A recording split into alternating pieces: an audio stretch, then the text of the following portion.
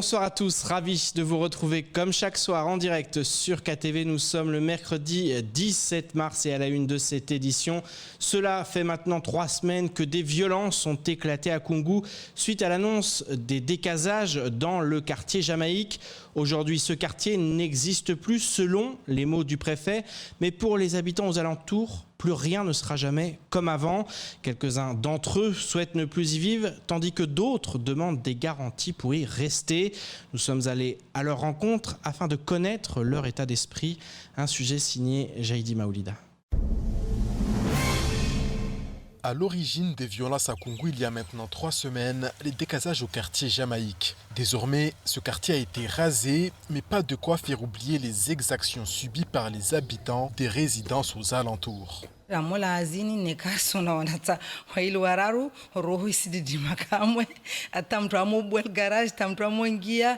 il y avait des gens qui étaient là pour les panneaux photovoltaïques, je ne le savais pas. Sur le coup, j'ai cru que c'était encore des gens sur les toits, je me suis barricadée. Donc on a toujours ces réflexes. On ne vit plus dans le quartier, c'est-à-dire qu'on ne fait qu'y dormir, qu'y manger. En fait, on n'a plus de vie sociale comme on a eu avant. Il y a eu l'avant 26 février. Et il y a maintenant l'après 26 février, on ne vit plus de la même façon, en tout cas au quartier. Laurent ne se sent plus dans son élément dans le quartier. Il souhaite partir et il en a prévenu la société immobilière de Mayotte. Il fait partie de ces locataires insatisfaits des propositions qu'on lui a soumises, estimant qu'ils ne sont guère mieux sur le plan de la sécurité. Il y a résidence Sim Trévani, il y a résidence Sim Passaminti, il y a résidence Sim Tsudoudeu, il y a résidence Sim Zoumounier. Je sais pas, on regarde l'actualité, c'est pas forcément des endroits où en tout cas il est serein et où il fait bon y vivre aujourd'hui.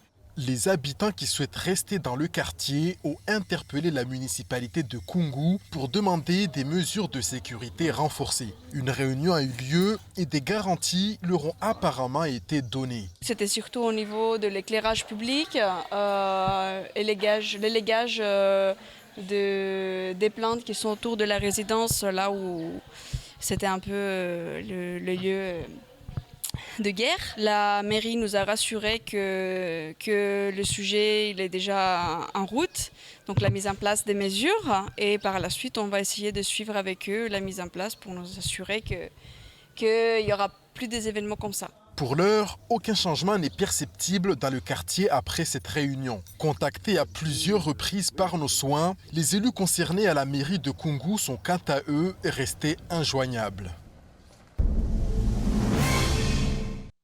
Et hier matin, le recteur était sur notre plateau pour évoquer cette rentrée au lendemain du confinement. Et si Gilles Albou s'est voulu optimiste, les syndicats sont eux plus sceptiques. En effet, tous les élèves ne sont pas accueillis, mais les classes restent surchargées, ce qui fait craindre de nouveaux clusters. Et pour la FSU, il serait préférable d'accueillir les élèves par demi-groupe au sein d'établissements souvent surpeuplés. Je vous propose d'écouter Henri Nori au micro de Léonard Audier. Évidemment, nous sommes très soucieux à la FSU que la reprise se déroule en respectant les conditions de sécurité sanitaire pour protéger toute la communauté éducative et au-delà toute la société. Alors, il y a un protocole qui existe, qui a été mis en place. Bon. Alors, ce protocole, pour nous, on a contribué à l'améliorer, mais il est insuffisant. Il est insuffisant notamment parce qu'il ne réduit pas assez les effectifs dans les établissements scolaires et les écoles. Il ne faut pas oublier une chose, la fameuse réduction de jauge ne porte que sur 4 niveaux, à savoir 4e, 3e, seconde, première. Il aurait fallu le faire partout ? Il aurait fallu le faire de manière beaucoup plus importante parce qu'à l'heure qu'il est, les réductions d'effectifs, c'est 25% des effectifs des établissements. Ça, c'est une première chose. Deuxièmement, il n'y a pas de réduction d'effectifs dans les classes. Ou alors, c'est selon l'établissement. Mais en général, la préférence va vers une alternance. Les classes viennent un jour sur 2. Mais on reste avec des classes chargées. Vous avez des classes à 35 en seconde. Et il y a 2 mois de cela, le préfet annonçait la fin des tours d'eau hebdomadaires. Mais aujourd'hui, plusieurs communes subissent encore des coupures. La semaine dernière, Koungou, Majikavo, Doujani, Dzaoudzi ou encore Pamandzi étaient concernés. Demain, c'est encore Mtsahara qui sera touché. En cause, non plus une pénurie d'eau, mais des incidents d'exploitation et des travaux sur les réseaux. Le point dans ce sujet signé Ivan Rakotovaou. Chaque jour pour Eli, c'est le même rituel. Des allers-retours entre son domicile et la borne fontaine du quartier Bandrajou de Kaweni. Ici, il remplit ses bidons d'eau matin et soir, pour lui, sa femme et ses 2 enfants. Mais quand la fontaine cesse de fonctionner, son quotidien est bouleversé. Oui, c'est très difficile parce qu'on ne peut pas vivre sans eau. On est obligé de prendre la voiture pour aller à Kaweni là pour chercher de l'eau. Parce que c'est difficile, un endroit qui n'y a pas de l'eau, on ne peut pas vivre sans eau. Et la semaine dernière, justement, la fontaine était en panne. Le temps que les services des eaux effectuent les réparations, les habitants de ce quartier pauvre ont été contraints d'acheter de l'eau ailleurs. Quand il y a une coupure ici, c'est la catastrophe parce que nous vivons vraiment des situations difficiles au niveau de la vie. On n'a pas vraiment des moyens financiers comme les autres qui ont des travails, voilà, qui gagnent des sous chaque mois. Mais nous, chacun se débrouille pour avoir à manger. Donc, pour acheter de l'eau avec la population, c'est très très dur. Et ils ne sont pas les seuls à subir le manque d'eau. Plusieurs communes ont vécu des coupures d'eau ces dernières semaines, et ce, malgré la fin des tours d'eau hebdomadaires annoncés il y a 2 mois. Ces derniers jours, Koungou, Majikavo, Doujani, Passaminti, Manzarsoa ou encore les villes de Petite Terre avaient leur robinet à sec. Demain, c'est Mtsahara qui sera touché. Autant de coupures décidées par la Mahoresse des eaux, non pas en raison de pénurie, les réserves sont actuellement bien remplies, mais à cause d'incidents d'exploitation et de travaux sur les réseaux. Le problème continue toujours à persister. Et force de constater que c'est de pire en pire. Donc l'eau est là, les retenues collinaires sont remplies, sauf qu'il y a encore de plus en plus des gaspillages de l'eau. Vous avez des machines qui ne répondent pas, vous avez un réseau qui est usé, qui est vieux. Et tous ces problèmes-là ont déjà été soulevés depuis plusieurs mois déjà. En janvier dernier, le préfet avait annoncé d'importants travaux de modernisation et un pacte censé mettre un terme à la crise de l'eau à Mayotte. Ce projet sur le long terme ne devrait cependant pas produire d'effet avant quelques années. En attendant, les autorités et les services des eaux demandent à chacun de réduire sa consommation d'eau et d'éviter les gaspillages. Et culture maintenant, si vous avez aimé suivre le concours La Voix des Outre-mer, alors réjouissez-vous car le casting pour la nouvelle saison est lancé. Le conseil départemental est à la manœuvre pour dénicher les futurs talents qui représenteront Mayotte lors de la grande finale nationale. L'année passée, les 2 représentants de l'île au Lagon ont fait plus que bonne figure, parfois face à des chanteurs très aguerris, voire professionnels. Alors, si vous souhaitez vous aussi tenter votre chance, n'hésitez plus. C'est le message qu'a souhaité faire passer ce matin Mela Halima.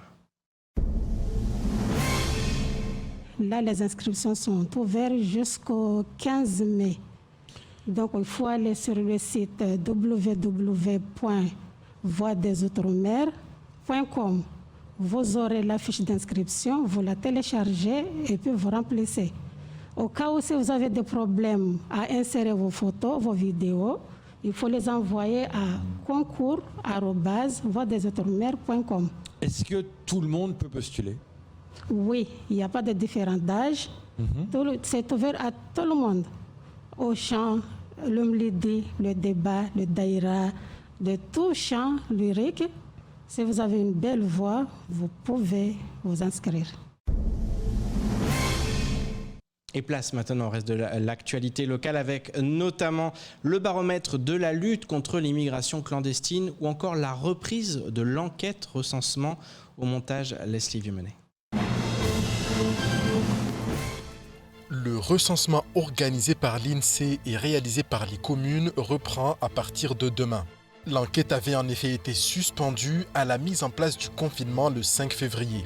Désormais, le recensement a lieu tous les ans, mais pas dans toutes les communes et pas pour tout le monde la même année. En 2021, 11 communes sont concernées: Bandraboa, Bandjele, Dembeni, Dzaoudi, Koungou, Mamoudzou, Mtsangamouji, Wangani, Pamandi, Sada et Tingoni. Les personnes concernées recevront la visite d'un agent recenseur de leur mairie, muni de sa carte officielle qui déposera des documents. L'INSEE a défini avec les communes un protocole renforcé de prévention contre l'épidémie. Les réponses se font ainsi de préférence par Internet ou en remplissant soi-même les questionnaires. Toutes les informations pratiques sur l'enquête sont accessibles sur le site www.le-recensement-et-moi.fr. Après la délinquance, c'est au tour du baromètre de la lutte contre l'immigration clandestine d'être publié pour la seconde fois. On apprend ainsi que pour la LICMER, en février 2021, 133 Kwassa ont été détectés, soit une hausse de 82,2% par rapport à l'année passée à la même époque.